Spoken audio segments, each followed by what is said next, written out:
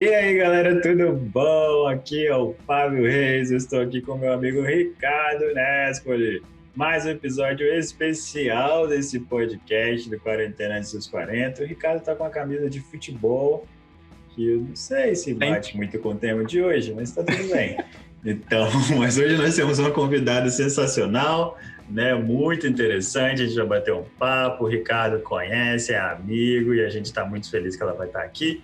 Mas antes de a gente apresentar a nossa convidada, nós vamos lembrar você de ir lá no nosso site, quarentenaantes40.com, porque lá você vai encontrar todo o nosso conteúdo, nossos episódios legais e também vai encontrar maneiras de apoiar esse podcast. Então, se você acha que a gente é legal, se você quer ajudar esse podcast, você pode ir lá comprar alguma coisinha na nossa lojinha fofinha e você também pode fazer uma assinatura. Isso, você pode ser um assinante desse podcast com 5 ou 10 reais por mês, bem baratinho. É só passar lá e descobrir como fazer isso. Então, partiu, convidada! Quarentena antes dos 40, com Fábio Reis, Ricardo Nespoli. Então, gente, vamos lá. Nós estamos aqui hoje com a Camila Valadão. Camila é assistente social, né, Camila? Doutoranda em política social pela UFES, feminista negra mãe, como está lá no seu site, militante do PSOL e agora também primeira mulher negra a ser eleita vereadora em Vitória. Então, primeiro, parabéns. Muito legal mesmo. Obrigada. E Camila, você pode começar então falando um pouquinho sobre você e sobre sua carreira, até você chegar aqui nesse ponto que a gente está hoje? Então, eu sou militante do PSOL há mais de 15 anos. Eu entrei no PSOL em 2005, fui do PT antes de ser do PSOL. Fiquei no PT um período curto e aí vim para a construção do PSOL junto com outras pessoas, né? Tanto pessoas do estado do Espírito Santo, enfim, como de outros estados do Brasil. E desde então sou militante do PSOL. No PSOL eu já tinha participado de outras campanhas eleitorais, não na condição de candidata, mas na condição de apoiadora, militante partidária. Em 2014, nós estávamos num momento bem difícil, assim, podemos dizer, da conjuntura, um processo de transição quase aí, das principais figuras públicas do PSOL, e iniciamos um processo de discussão sobre quem seria o ou a candidata a governadora no estado do Espírito Santo. É quando nós começamos a debater sobre esse tema aqui no estado, e o meu nome foi um dos nomes colocados no âmbito do partido para a disputa. Quantos foi uma anos loucura, você tinha, porque Camila? na época eu tinha 29. Eu tinha 29 anos. Eu tinha 29 anos na época. E foi exatamente por isso que eu fui escolhida para ser candidata. Porque para ser candidata a governadora, você tem que ter 30. E eu estava fazendo 30 naquele ano, assim. Eu faria 30 no meio do processo eleitoral, porque eu faço aniversário no final de agosto, né? E aí começou, então, não, você tem idade. Eu era uma da galera da juventude que poderia, por conta, né, da idade. E também a gente discutiu muito a importância de ter uma candidatura de mulher negra no estado do Espírito Santo para esse cargo, que geralmente é um cargo sempre ocupado por homens mais velhos, né, brancos em sua grande maioria. E aí foi quando eu tive a minha primeira candidatura, que foi loucura total, participando de espaços de doideira, participando de espaços de debate na televisão, o Paulo Artung, que já tinha sido candidato a governador, né, 2 vezes já, Casagrande também, foi uma loucura, mas sobrevivi. Acho que a gente cumpriu ali o nosso papel no sentido de pautar alguns temas importantes mesmo na agenda pública. Depois, em 2016, eu fui candidata a vereadora aqui na cidade de Vitória. Fui a 5ª candidata mais votada, mas não entrei em virtude do coeficiente eleitoral. Sim. Em 2018, fui candidata novamente a deputada estadual. Tive uma votação bem expressiva, mais de 16 mil votos, né? Então, fiquei ali entre, inclusive, o número de candidatos ali, acho que era a 28ª. São 30 deputados, né? Aí você ficou em 28º, né? Assim, se fosse na ordem, você estava eleito. Exatamente. Fiquei em 28ª ali em termos de votação, né, entre os candidatos. e também não fui eleita em virtude do coeficiente eleitoral. E aí, nessa eleição, fui candidata novamente, e a gente já vinha observando um crescimento nosso do ponto de vista político, ampliando o número de votos e também de pessoas que estavam acompanhando todo o nosso trabalho. E aí, esse ano, a gente foi surpreendido, eu acho que eu posso até falar isso, assim, porque a votação, embora a gente estivesse trabalhando muito, uma votação expressiva como foi a nossa, para nós é sempre uma surpresa muito grande, né? Assim, porque as nossas condições de fazer campanha, a nossa estrutura não é comparada à estrutura desses partidos tradicionais da política, né? Ou mesmo desses candidatos que vivem aí ocupando espaços no âmbito da institucionalidade mesmo, né? Ou com cargo comissionado, ou já foram candidatos em várias vezes, assim. Então, para nós foi uma surpresa, uma feliz surpresa. Ah, que bom, você já vinha batendo na trave aí há alguns anos, né? Então, que bom que deu certo finalmente. Exatamente. E isso foi uma coisa que apareceu muito nessa eleição. A gente escutou, assim, muito das pessoas nas ruas. Esse ano você entra, esse ano você não vai bater na trave. Porque isso ficou muito também na memória das pessoas. Ah, você foi aquela que foi a quinta mais votada em 2016, mas não entrou por conta do coeficiente. Porque na época a gente teve que explicar muito sobre isso também, né? De como que funciona o sistema proporcional, como que o nosso sistema político e das injustiças e desigualdades desse sistema. Então a gente teve que falar muito disso. E várias pessoas lembravam disso. E eu acho que esse, inclusive, foi um dos aspectos, assim. Eu tive pessoas que votaram na gente e falaram: esse ano eu vou votar porque você tem que entrar. Porque o que aconteceu com você em 2016 foi uma injustiça. Já era para você estar lá. Então eu acho que isso acabou ficando de alguma forma, assim, na cabeça das pessoas. E aumentou a responsabilidade também, né, para essas pessoas. Tipo assim, porra, votei de novo em você, de novo você não se elege, né? Eu acho que aumentou a responsabilidade também. Exatamente, muito. A nossa responsabilidade, no entanto que essa campanha, a gente teve uma campanha muito mais militante, posso dizer assim, no sentido de que muitas outras pessoas se envolveram. A gente já teve em outras eleições o que nós chamamos de kit de material, assim, a gente sempre preparou panfleto, adesivo para poder entregar para apoiadores. Pessoas que às vezes querem panfletar na sua rua, no seu trabalho, né? Para familiares. E esse ano nós distribuímos muitos kits, então tinha muita gente empenhada em fazer campanha, em pegar material, em distribuir. E eu acho que, inclusive, esse é um dos elementos que explicou a nossa votação ser uma votação em todos os bairros de Vitória, assim.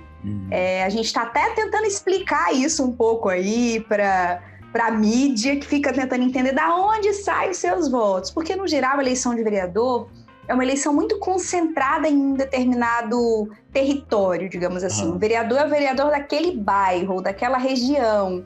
Então, o voto dele está ali muito concentrado. Aí você vai ver em outros bairros da cidade, essa figura às vezes nem tem voto. E não é o nosso caso. Nós temos votos em todos os bairros de Vitória. Fomos a candidatura mais votada em 5 bairros. Nos outros bairros, não me lembro o número exato, mas a gente ainda está contabilizando isso, eu fui a 2ª ou 3ª mais votada. Então, assim, a gente foi 2ª e 3ª mais votada em vários bairros da cidade. E eu acho que isso tem a ver com esse envolvimento das pessoas, no sentido de pegar o panfleto, sabe, de se sentir parte dessa campanha. Não foi aquela coisa assim, que era só eu, a candidata, falando, não, gente, é importante a gente entrar. Era muita gente falando, essa é a minha candidata, vote na minha candidata e difundindo as nossas ideias. Eu acho que isso foi um diferencial enorme dessa eleição para as outras. Eu acho que a gente deu um salto qualitativo mesmo, no sentido de ter pessoas engajadas na difusão das nossas ideias. Legal. Eu acho que é isso mesmo. O meu pai, inclusive, mudou para São Paulo, ele não pôde votar aqui, mas ele falou comigo assim, a candidata do Ricardo ganhou, né? Que legal! Então ele estava acompanhando, né? Tava ligado, ele não votou porque não tinha como mesmo, mas ele estava de olho. Mas assim, muito legal. E fora de política, Camila, como é que é a sua carreira? O que você tem feito? Então, assim, fora de política, eu sou professora. Na verdade, eu estava como professora, fui demitida no meio da pandemia. Entrei para as estatísticas aí das milhares de pessoas que ficaram desempregadas em todo o Brasil. Mas eu vim atuando como professora já há 10 anos, assim. Passei por algumas instituições privadas de ensino na minha área, eu sou assistente social de formação, então eu estava atuando como docente em serviço social, né, no processo de formação de outros assistentes sociais. Então atuei em algumas instituições privadas, atuei como professora substituta da UFES e já estava em uma dessas instituições há mais de 6 anos. E fui demitida no meio da pandemia. E também estou aí, nesse meio da pandemia, tentando concluir o doutorado. Eu fiz um mestrado em política social aqui, no programa de pós-graduação aqui da universidade, da UFES, e também estou tentando, espero que eu, né? Estou tentando, acho que eu vou conseguir. Vai conseguir. Vai sim. Até o ano que vem. Preciso concluir o doutorado. Então, eu já estou aí há mais de 4 anos nesse processo, tentando ser doutora. Não é fácil, ainda mais nesse contexto que a gente está em meio à pandemia, né? Assim, então, escrever, produzir, elaborar uma tese com filho, você já falou na minha apresentação, e com campanha eleitoral no meio disso. Agora eu tenho mais do que obrigação de concluir essa tese, porque daqui a pouco já inicia o exercício parlamentar, né? No dia 1º de janeiro já começa aí as atividades na Câmara Municipal, então eu preciso concluir isso para poder entrar aí já nessa atividade, que sem dúvida nenhuma vai ser muito desafiadora. Então estou com essa tarefa. Então essa é um pouco a minha vida profissional. Resumindo aí. Acho que Fala um pouco da sua experiência em Cuba. Então, você estava falando dos seus estudos, você foi lá para estudar, como é que foi? Boa pergunta. Cuba é meu objeto de estudo.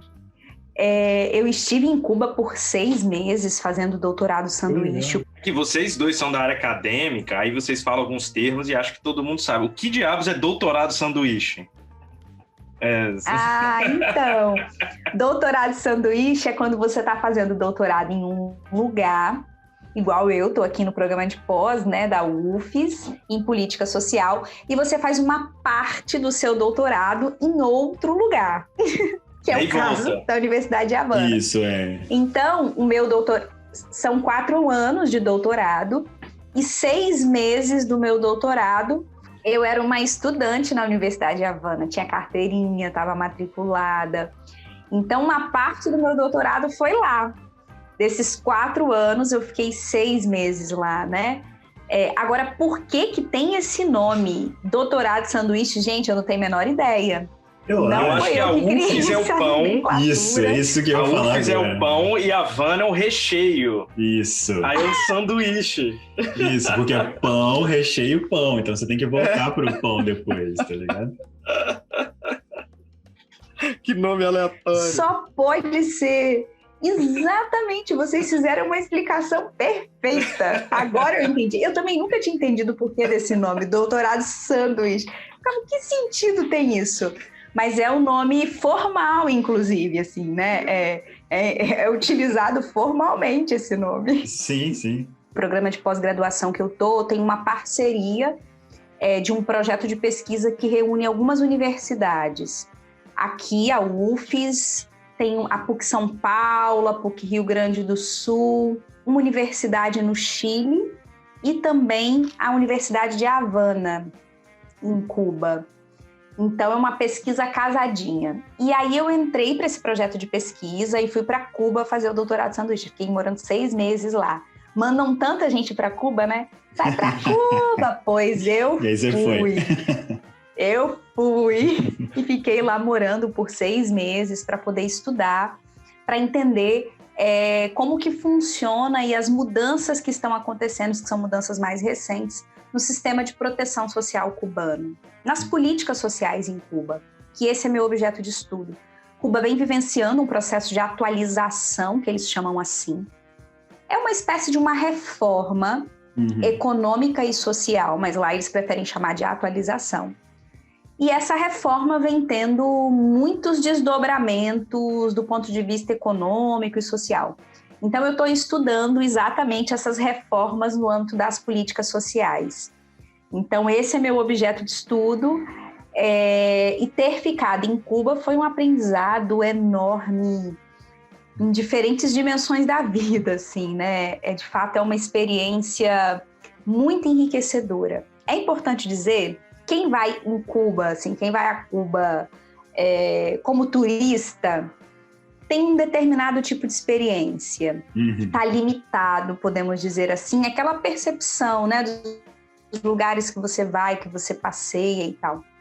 Quando você vai para viver e passa um período muito maior e consegue estabelecer relações com os próprios cubanos, vivendo a dinâmica da vida, como ela é, sabe? Não nessa condição de turista, é muito diferente.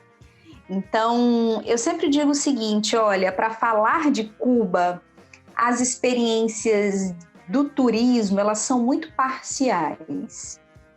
É preciso um nível de compreensão maior do processo histórico, da realidade cubana. Sempre falo disso, porque a gente vira e mexe, escuta, né, assim, vários relatos de pessoas que foram como turistas, e as percepções, na minha avaliação, são muito limitadas daquele processo lá. Então, é preciso viver, assim, para poder conseguir. E mesmo eu fiquei lá 6 meses, gente, vira e mexe, percebo algum debate sobre Cuba, alguma coisa assim, e eu me sinto, às vezes, um pouco insegura para poder falar. Mesmo vivendo lá por 6 meses, estudando, sempre em leitura, estou sempre lendo, né? Sempre buscando notícias e tal, sobre os processos de lá, mas mesmo assim, por vezes, eu me sinto insegura, porque, de fato, é uma realidade muito complexa, muito diferente da nossa também, né? Muito legal assim, que você foi lá estudar, né? E essa experiência de morar realmente deve ser diferente, deve ser muito interessante mesmo, né? Conhecer uma cultura assim tão... não sei se é tão, mas diversa da nossa, né?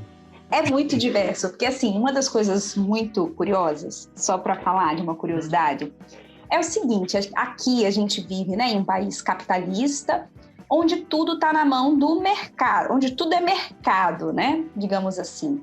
Restaurante, padaria, transporte público, tudo é uma mercadoria aqui e tudo geralmente está na mão de empresas e grandes empresas.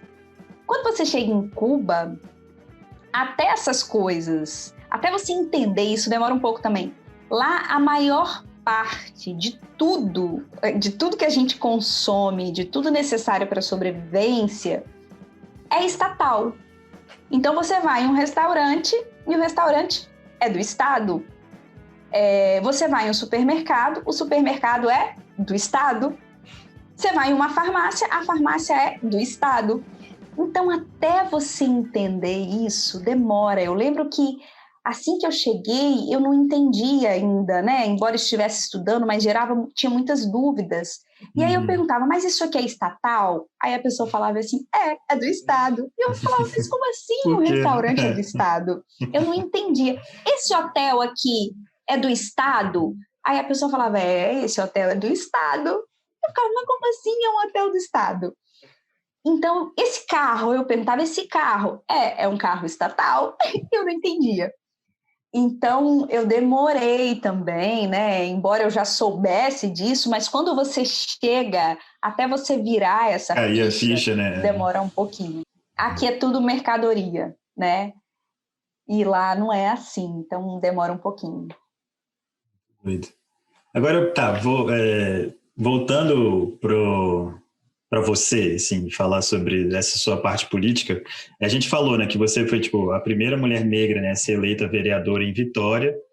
Agora, por que você acha que, tipo, que até agora isso não tinha acontecido? E por que você acha que mudou com você?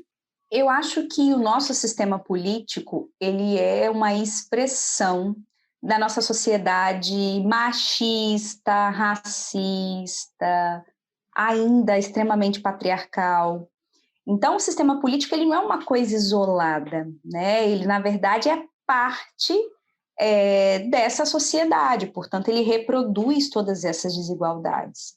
Não por acaso a gente tem majoritariamente homens brancos em toda a estrutura dos nossos diferentes cargos aí, né, do nosso sistema político. Se a gente considera os executivos, as câmaras municipais, estaduais, o Congresso Nacional.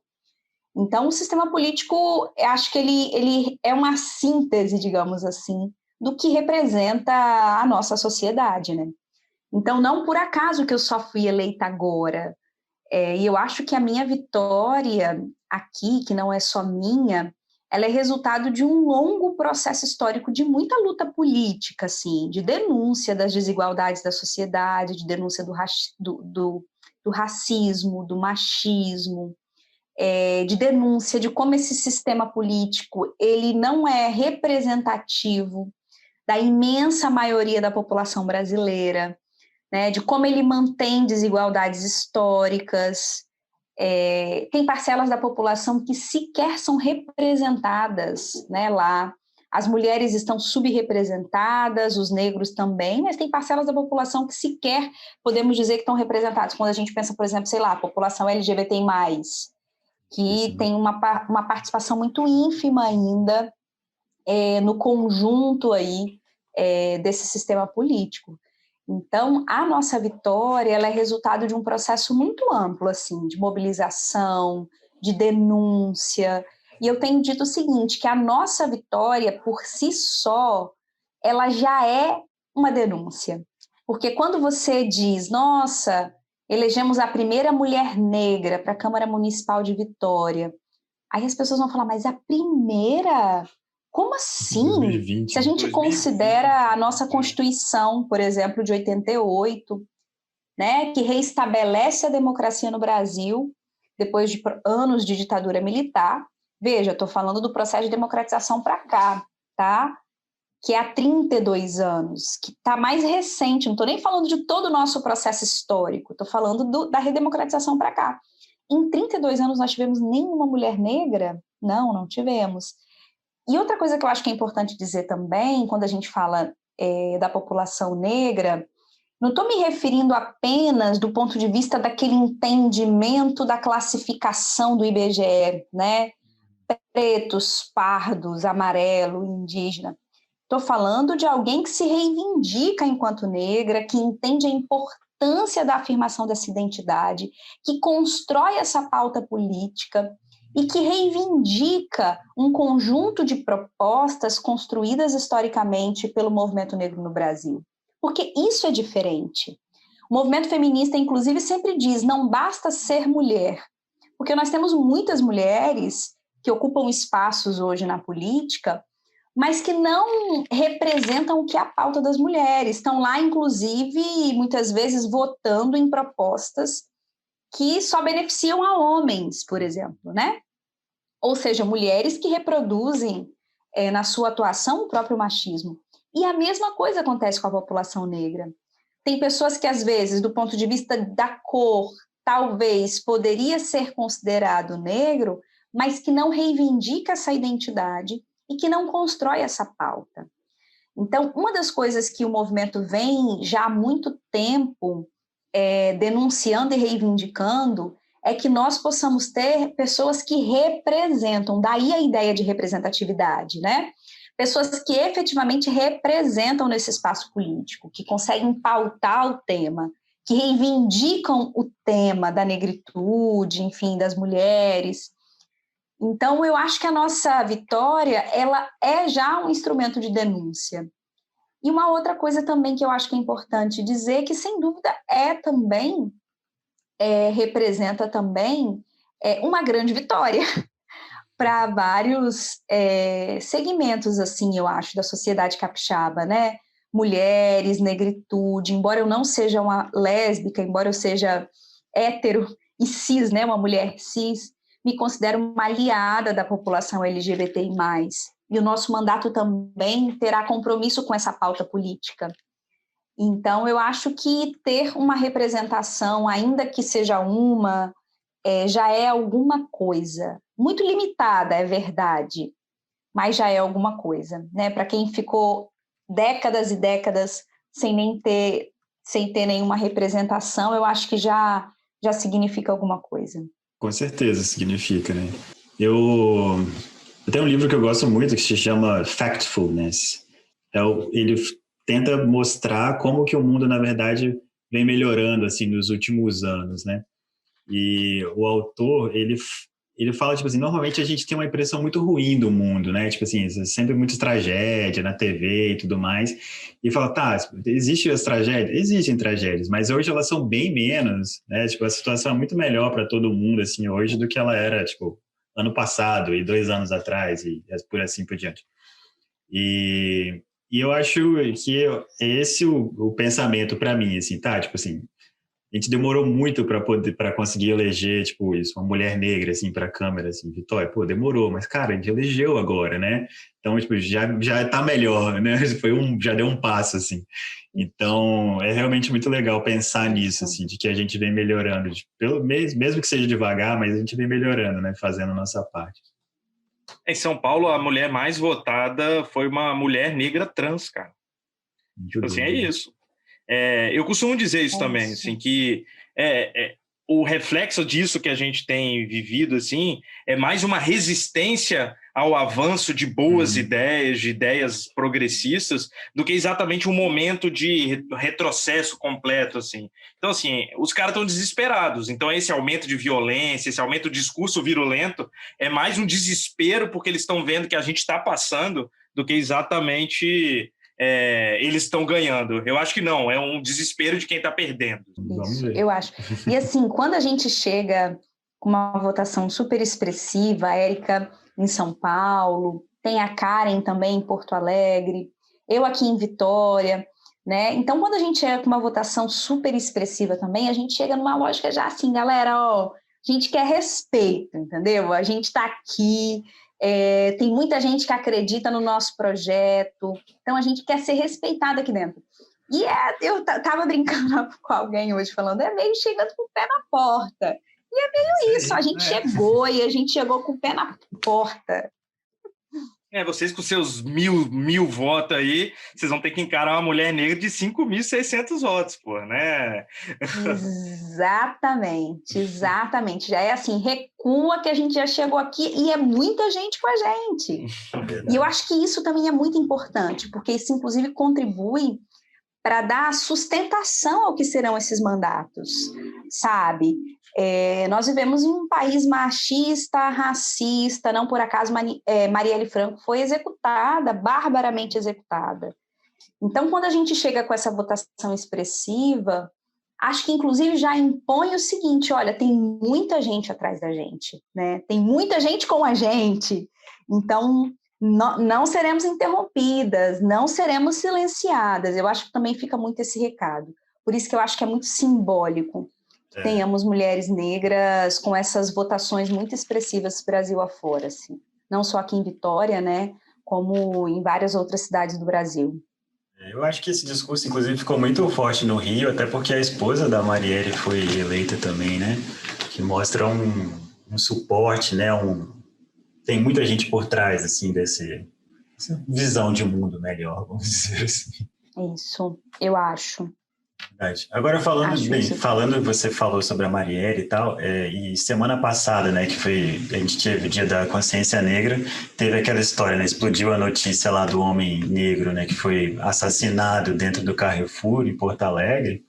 Inclusive, eu estava até depois, as pessoas começaram a compartilhar, né, os outros casos absurdos, assim, que acontecem dentro do Carrefour, e, cara, é muito assustador, né, é bizarro que tudo isso aconteça assim, nas lojas do Carrefour por algum motivo. Mas como é que você se sentiu sobre aquele caso? Assim? O que você acha que a gente pode fazer para que essas coisas horríveis parem de acontecer? Caramba, aquele caso foi gatilho, né? Eu acordei e eu estava me arrumando para ir para a marcha contra o extermínio da juventude negra.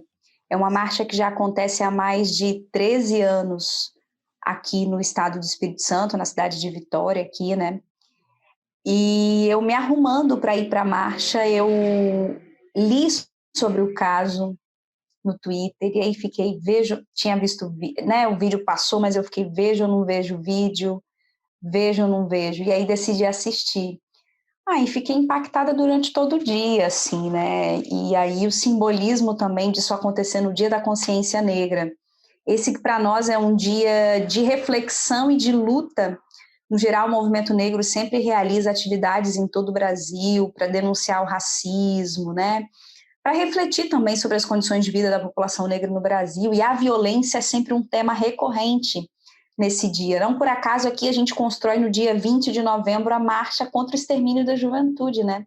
Denunciando a violência policial, os homicídios contra jovens negros e tal. E aí, enfim, esse caso acontecer nesse dia é de um simbolismo enorme, né? Nós falamos que foi o nosso presente no Dia da Consciência Negra. E foi importantíssimo todas as mobilizações que aconteceram em várias cidades do Brasil. Aqui também aconteceu, né? Em Porto Alegre foi enorme a mobilização, e cobrando que o Carrefour, que é essa empresa, seja responsabilizada. Só que não é só o Carrefour, né? Nós sabemos de como os negros são perseguidos, não só nos espaços públicos, como, por exemplo, ruas, praças, parques, praias, como também são perseguidos nos espaços privados, como lojas, shoppings, supermercados. Então, que isso possa dar para a gente a dimensão, infelizmente em formato de barbárie, né? De uma violência brutal, como nós vimos, mas do que acontece cotidianamente em vários estabelecimentos. O que aconteceu com João Alberto não é um caso isolado, isso é cotidiano da população negra. Quanto mais melaninada é a sua pele, quanto mais crespo é o seu cabelo, mais suscetível a sofrer todas essas perseguições e essas violências. Então, quem é negro sabe o que é entrar no supermercado, o que é ser vigiado todo tempo, o que são os olhares nesses estabelecimentos comerciais. Então, que esse caso sirva também para a gente questionar não só a violência que é cometida pelo Estado, e essa a gente sempre denunciou, a violência policial, que a gente chama de violência institucional, né?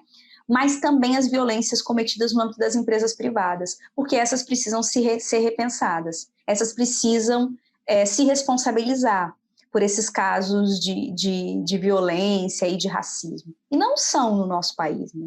Não são. O Carrefour, inclusive, você já mencionou, tem vários processos. E isso só ganha visibilidade agora, o que demonstra que essa empresa não tem nenhum compromisso com essa pauta.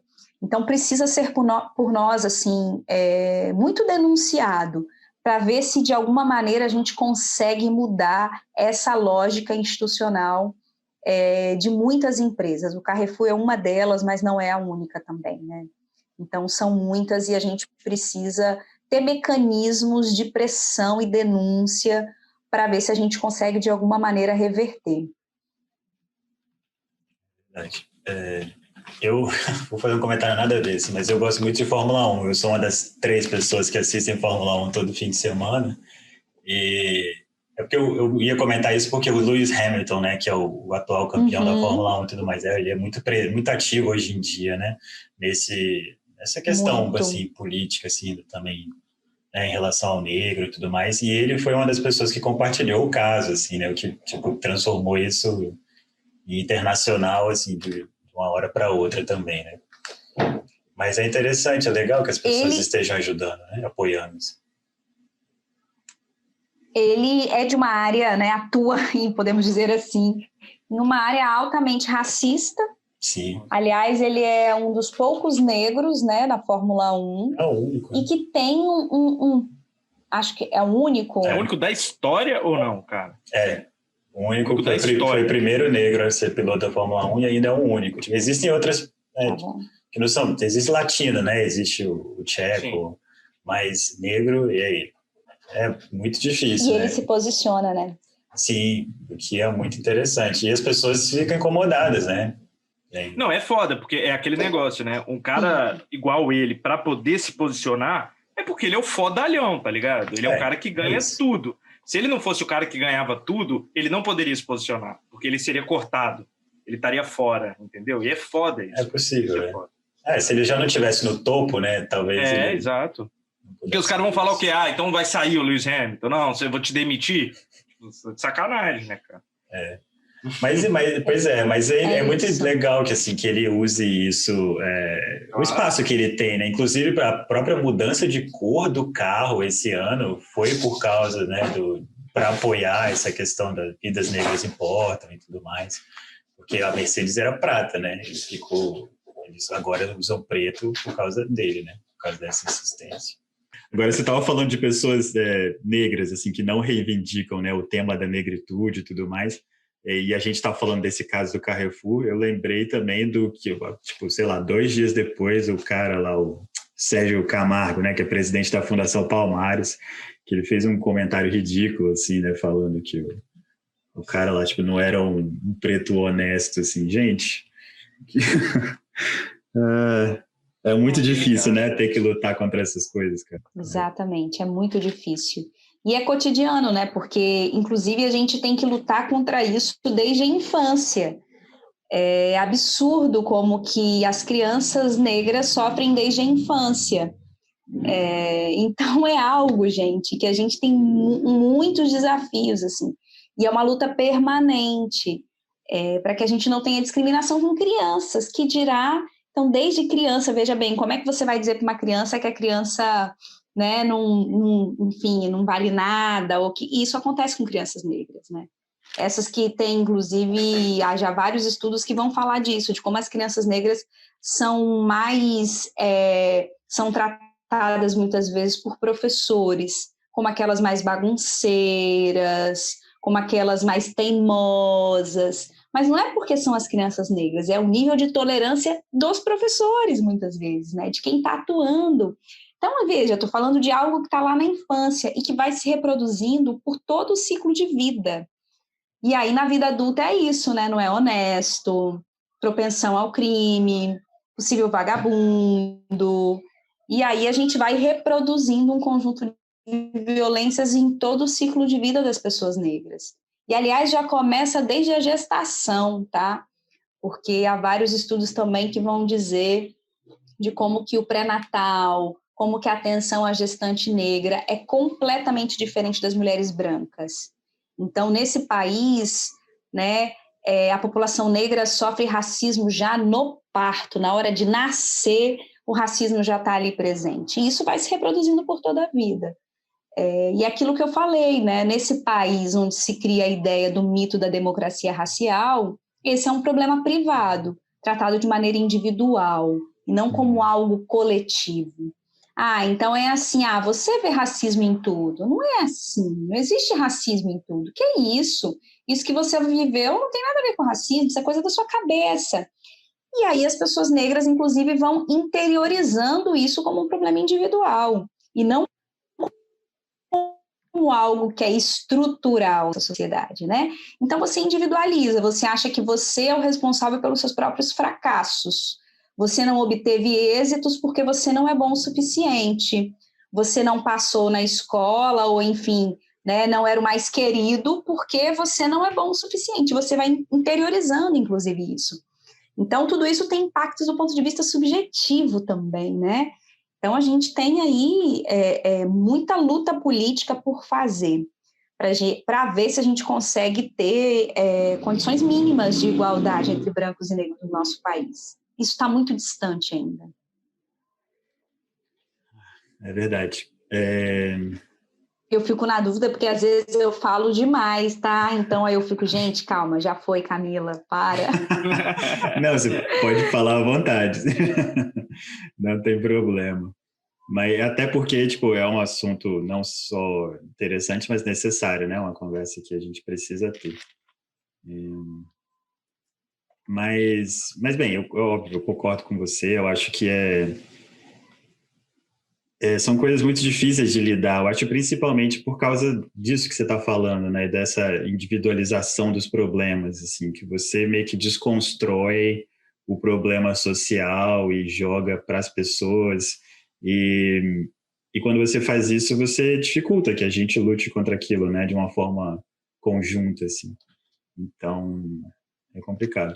Eu, inclusive, até, talvez o Ricardo saiba, tenha visto alguma coisa sobre isso, mas eu vi recentemente, Ricardo, uma pesquisa que eles fizeram, acho que na Inglaterra, sobre o futebol. Eram narradores de futebol na Inglaterra, e eles pegavam os termos que os narradores usavam para jogadores brancos e para jogadores negros, assim. E era, tipo, e tinham diferenças bizarras. Assim, para o branco é sempre algo relacionado à inteligência, para o negro é sempre uma coisa física, é tipo a besta, o monstro, não sei o quê, e para o branco é sempre o sábio, o mago, alguma coisa assim, sempre tem essa diferença. O jogador de futebol negro ele tem que ser o forte, né? Ele é o cara que vai... E tem, no Brasil, é clássico a história de que, por exemplo, o negro não pode ser goleiro. Goleiro é uma coisa mais intelectual. Aí tem a história do Barbosa, o goleiro da década de 50. Cara, o primeiro goleiro de seleção de Copa do Mundo, depois do Barbosa, na década de 50, foi o Dida, em 2006, sei lá, cara. Uhum. É uma coisa insana, assim. O futebol tem isso mesmo. Eu não entendo nada de futebol, mas não. sem dúvida a lógica é essa, Ricardo, mesmo, assim, né? O negro, e essa é uma concepção muito colonial, né? Ainda, assim, do processo de colonização nossa, que é o que o negro, ele tem habilidades para trabalhos manuais pesados, coisas que envolvem força física. Não tem capacidade intelectual, né? E o branco tem. E isso se reproduz nos dias de hoje ainda, né? Pra ter uma ideia, tem aquele jogador belga, o Lukaku. Ele é um negão fortão, assim, mas o cara joga muito bem. E tinha uma música quando ele jogava na Inter de Milão, na Itália, que a galera ficava fazendo a música de torcida, falando do tamanho dos órgãos genitais dele, tipo. E ele deu uma entrevista falando, vocês têm que parar com isso. Porra, isso é ridículo, né? Não tem nada a ver, eu sou um ser humano, vocês estão ficando falando, sabe? Nada a ver, e é isso, cara. A galera... É muito bizarro como as pessoas tratam as pessoas negras. Gente, eu gostaria que a gente pudesse continuar falando sobre isso, com certeza, mas por uma questão de tempo, assim, a gente vai aproveitar, caminhar para o nosso final, Camila. A gente sempre pede para as pessoas darem dicas, né, que é o principal objetivo desse podcast. Então, nós queríamos terminar com isso. Pedir para você dar algumas dicas para a gente sobre qualquer coisa que você queira falar. Pode ser um livro, pode ser alguma coisa que você viu, que você acha interessante, mas coisas que as pessoas deveriam estar fazendo ou sabendo que você gostaria de compartilhar. Coisas do cotidiano da vida, Pode ser. Pode ser? Bom, quarentena, pandemia... Eu, durante esse período da pandemia, né, muito dentro de casa, tentando pensar o que eu posso fazer, assim, que é algo que me dê prazer, para além do trabalho, né, essa coisa do home office. E uma das coisas que eu já gostava muito, e que no período da pandemia foi intensificado, posso dizer assim, foi cuidar de plantas. Hoje eu já me considero mãe de planta. Então, é algo extremamente prazeroso, o contato com a terra, essa possibilidade, né? A gente cada vez mais muito distante de trabalhos manuais, né? Isso, inclusive, é uma coisa muito do nosso tempo, né? A gente se distanciou de produzir qualquer coisa, algo que as mãos da gente possa tocar. A gente não faz mais isso. E eu sugiro isso, gente. Assim, cuidar de planta, mexer na terra, ver a natureza assim, florescendo, brotando, crescendo. Eu acho lindo e até poético. E essa foi uma das coisas que eu me encontrei, assim, que eu, de tudo que eu fiz durante esse período da pandemia, tese, trabalho, televisão também. Oi? Ser eleita. Enfim, eu acho que cuidar de plantas foi um grande prazer e eu recomendo, assim. Não vou dizer que é uma terapia, porque os terapeutas vão ficar revoltados, mas sem dúvida, um exercício relaxante, isso, relaxante. Que bom. Aqui em casa, minha mãe mantém uma hortinha. É legal, no final das contas, você vai lá, olha as plantinhas bonitinhas lá, né? E não precisa de um quintal, né? Faz em casa mesmo. Né? Tranquilo. A gente monta uns vasinhos aqui com garrafa PET, assim, corta a garrafa PET, põe terra e vai.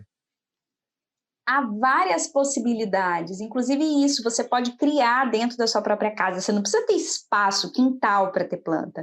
Isso é uma coisa que a gente vai aprendendo também. Tem plantas que servem, por exemplo, para apartamentos, lugares que não tem iluminação, lugares mais quentes, áreas mais frescas. Então, tem espécies de plantas diferentes que você consegue, a partir do espaço que você tem, adaptar, pesquisar plantas que cabem naquele espaço, né? Enfim, pela iluminação e tal, pela temperatura. Isso é uma outra coisa. E uma das coisas que eu também aprendi durante esse período da quarentena, a partir disso, é o quão fundamental para quem gosta de plantas, entender um pouco sobre solo, sobre iluminação, sobre irrigação, sobre pragas, porque as plantas, né, são acometidas às vezes por determinadas pragas, e o que são essas pragas, e como cuidar. Então eu faço esse exercício, assim, fico lá sempre acompanhando minhas plantinhas, molho devidamente, observo se a iluminação está adequada, observo como é que está o desenvolvimento delas, as folhas, a coloração das folhas, isso diz muito também da planta. Então, eu fui um pouco fazendo esse movimento, e é lindo, gente, é lindo, viu? E tem milhares de espécies de plantas, isso é outra coisa, né? Depois que você começa a gostar de plantas, aí você vai ver que tem um universo inteiro, e a gente tem muita coisa aqui no nosso país. Isso é outra coisa, porque a gente tem clima, a gente tem propício também, né? Então, a gente tem uma variedade enorme de plantas no nosso país. Meu apartamento, minha casa aqui vai virar uma floresta. Do Ricardo já é, né, já Ricardo? Graças a Sueli, não a mim, cara. Eu fico puto. Um dia eu acordei com a minhoca na minha cama. Uma minhoca, cara. Eu fiquei assim, muito... Que lindo! Não. Que lindo, isso é vida. A sorte que eu vi. Não, eu é não lindo, sei. brincadeira. Onde ela poderia ter passado, cara. Isso é vida. Vou botar a minhoca na sua cama pra você ver. Pior que aqui... na minha cama não, mas aqui em casa tem. A gente tem a tal da composteira, né? A gente faz a compostagem para usar o substrato para as plantas também. Não fede, não, esse negócio? Tem nada de cheiro aqui, não fede nada. Ela fica fechadinha direitinha, tudo. Bom. Eu não gosto de abrir, não, porque tem umas minhocas enormes, assim, ó. Parece até cobra de tão grande. Muito legal. Eu sempre quis mexer com isso daí. Vou até procurar agora, já que você comentou aí. Vou ver se eu... É excelente, Fábio. Você vai amar. E depois que você ama, já era. Hoje eu fui para tem um garden aqui perto, né? E eu fui lá, ia ter promoção, eu fui para lá hoje. Aí cheguei lá, um monte de planta, e a vontade é de trazer tudo para casa. Eu falei, não, calma, porque senão você vai ficando doido, querendo ter todas as plantas dentro de casa. Mas tem que ter atenção, viu? Dá um certo trabalho, porque tem que irrigar, tem que botar no sol, então tem que pesquisar também. Não, isso com certeza, né? Senão você só vai ter um cemitério daqui a pouco lá na sua casa. Isso. Exatamente. Você compra uma planta, ela morre. Você compra, não dá, tem que... E eu gosto de salvar plantas também. Plantas que estão morrendo, às vezes. Igual, fui na casa do meu irmão, tinha umas plantas morrendo por falta de água, por falta de substrato, um monte de coisa. Eu falei, me dá essas plantas aqui que eu vou levar para casa para salvar elas. E aí trouxe para casa, tão lindas. Troquei a terra, molhei. Identifiquei os horários de sol, né? A quantidade de iluminação que elas gostam. Tão lindas, vivíssimas. Elas agradecem. A gente pode fazer um outro episódio, inclusive, sobre plantas aqui. Pode, cara. Tem assunto, assim. A gente traz Camila de volta. Fala de planta aqui. Você vê que a roupa dela é de planta, né? Vocês estão percebendo. Assim, né? Folhas. Não, na quarentena eu ficava às vezes o dia inteiro mexendo. Ainda estamos, né? Assim, mas logo no início da pandemia, que estava aquele fechamento total, quase. E aí eu ficava às vezes o dia inteiro trocando terra, podando. Ótimo. Muito bom. Mas tá ótimo, então. Nosso tempo está realmente lá no fim e é uma pena. Mas, Camila, eu queria te agradecer assim, imensamente por você ter vindo aqui falar com a gente. Eu sei, a gente sabe que você está num momento assim de estar em todos os lugares, né? A eleição acabou de acontecer, então você está falando com todo mundo. Eu imagino que seu tempo seja curto. Então, obrigado por tirar uma horinha para conversar com a gente aqui. Ricardo, quer falar alguma coisa? Sem nem o que dizer, realmente todo esse processo aí de construção das candidaturas da Camila, mas tem a ver com a construção de um grupo político, de uma posição dentro da cidade, assim, é um processo muito enriquecedor e foi muito duro, muita gente torcendo contra, mas muito mais gente torcendo a favor, então tá aqui podendo conversar com a Camila sobre a vitória desse projeto é realmente, assim, muito bom mesmo. Legal, muito parabéns, Camila. Eu que agradeço, gente, pelo convite, é uma alegria estar aqui conversando com vocês, falando um pouco dessa trajetória, dessa construção que envolve tantos sujeitos.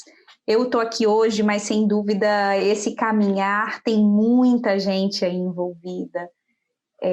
Então, eu que agradeço pela oportunidade de falar um pouco aí das nossas pautas, trazer um pouco dessa trajetória, falar da minha vida também, né? Eu também sou uma pessoa, para além dessa dimensão política, né? Que tenho aí. Enfim, então agradeço muitíssimo, viu? E estou à disposição para a gente fazer um podcast só sobre plantas, sobre como cuidar, sobre espécies, iluminação, solo. A gente pode fazer um podcast assim bem... Ou eu posso voltar também para falar depois, contar para vocês como é que vai ser esse exercício de vereança, né? O que é ser uma vereadora? Eu confesso que eu ainda não me acostumei com essa ideia. As pessoas já me tratam de vereadora, a imprensa, por exemplo, né? Algum jornalista, e aí, vereadora? Eu já fico assim, né? A ficha ainda está virando. Depois posso voltar aqui para falar para vocês o que é ser uma vereadora na cidade de Vitória e primeira mulher negra eleita. Legal vai ser esse podcast, hein? Curioso. A gente vai ter histórias hilárias. A gente vai ter histórias hilárias, provavelmente histórias trágicas, mas vai ser legal. Estou ansioso já. Esse podcast das plantas aí vai ser a Camila falando, vai ser 2 alívios cômicos nesse caso, porque né? meu entendimento também é muito limitado. Mas é isso, Camila, muito obrigado então e boa noite. Até mais. Um beijo. Boa noite. Tchau.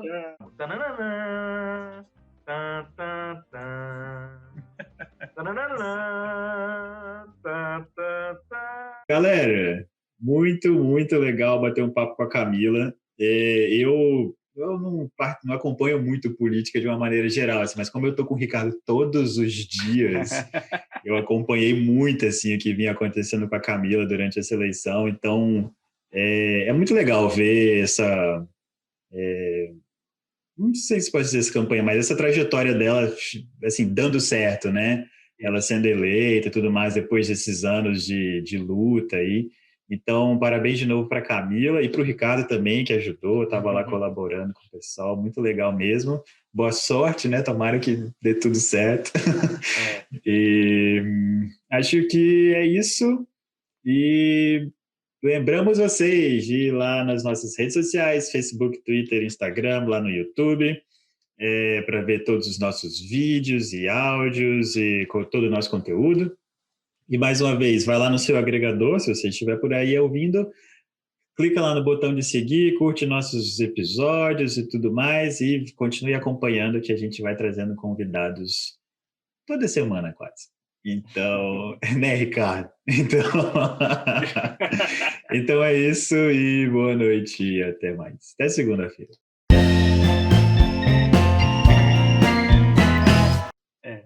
Boa noite, mas valeu. Boa noite. Cara, é meio engraçado que eu e Camila, a gente tem aleatoriamente um apelido em comum, que eu chamo ela e ela me chama, que é lixo. A gente se chama de lixo. E é muito estranho, porque eu tenho que segurar, porque, tipo, porra, imagina lá na Câmara dos Vereadores, o lixo, chega aí, tipo, tá ligado? A gente só se chama assim, o lixinho, o lixo. Ai, que ótimo. Eu tenho que me segurar muito, porque isso não pode se tornar público, tá ligado? A gente corta. O Francis resolveu sair do quarto e aparece ele lá de cueca, abrindo a porta. Eu não vi, não. Tá tranquilo. Ele saiu antes, ele vai sair, esperou começar, né, pra sair isso. A gente põe no final, nos extras, assim. Ai, tá bom. Eu comecei, porque você perguntou, desculpa, eu comecei a ficar até tensa, porque eu fui vendo aqui, eu fui falando, ele vai aparecer. Seu gato tá fazendo bagunça aí? Desculpa. Eu tô ouvindo barulho aí. Acho que você... tem uma caixa nova aqui, o gato tá animado. Mas você estava falando, achei cara. Que fosse aqui. Não, é aqui. Não estou te vendo. Agora estou. Nossa, eu tô vendo o teto da sua casa. Não, exato. Caiu aqui o tripé. Peraí. Já era. Aí eu tava em casa, tipo assim, arrumando casa. E o cara, vamos embora. Eu falei, tudo bem. Pensei, podcast, tá de boa. Eu ia do jeito que eu tô. Só que era um podcast igual esse de vocês, assim, gravado e tal. Aí depois eu fui ver, toda descabelada, assim, já aparecendo. Eu fiz um curso durante a quarentena de jardinagem. É mesmo? Fiz online. E você ensinou o Suelen? Oi? Você ensinou o Suelen? Eu falei com ela sobre o curso. Falei que eu estava fazendo um curso massa sobre tudo que vocês imaginam de planta. Solo, iluminação. A Suelen fica o dia todo vendo Instagram, essas coisas de planta, velho. O dia todo.